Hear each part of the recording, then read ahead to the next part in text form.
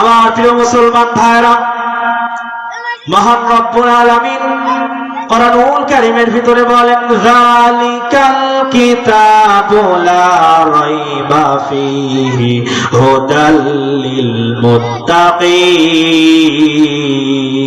জোরে বলুন আল্লাহু আকবার। মহান রব্বুল আলামিন পবিত্র কোরআনুল কারীমের ভিতরে চমৎকার করে জানিয়ে দিলেন, ও দুনিয়ার মানুষেরা, আমি আল্লাহ রব্বুল আলামিন এমন একখানা কিতাব নাজিল করেছি, যেই কিতাবের ভিতরে কোনো ভুল নাই, যেই কিতাবের ভিতরে কোনো সন্দেহ নাই। আমি আল্লাহ রব্বুল আলামিন নির্ভেজাল একখানা কোরআনুল কারীম নাজিল করেছি। আল্লাহ রব্বুল আলামিন বললেন, যালিকাল কিতাবু লা রাইবা ফীহি হুদাল লিল মুত্তাকিন। এই কোরআনুল কারীম থেকে শুধুমাত্র তারাই হেদায়েত পাবে যারা মুত্তাকি বান্দা হতে পারবে।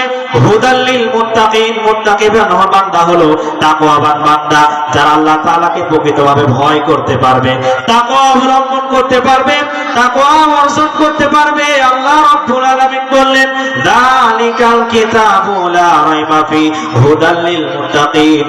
যারা মুত্তাকি বান্দা হবে, এই কিতাব থেকে শুধুমাত্র তারাই হেদায়েত পাবে। জোরে বলেন সুবহানাল্লাহ।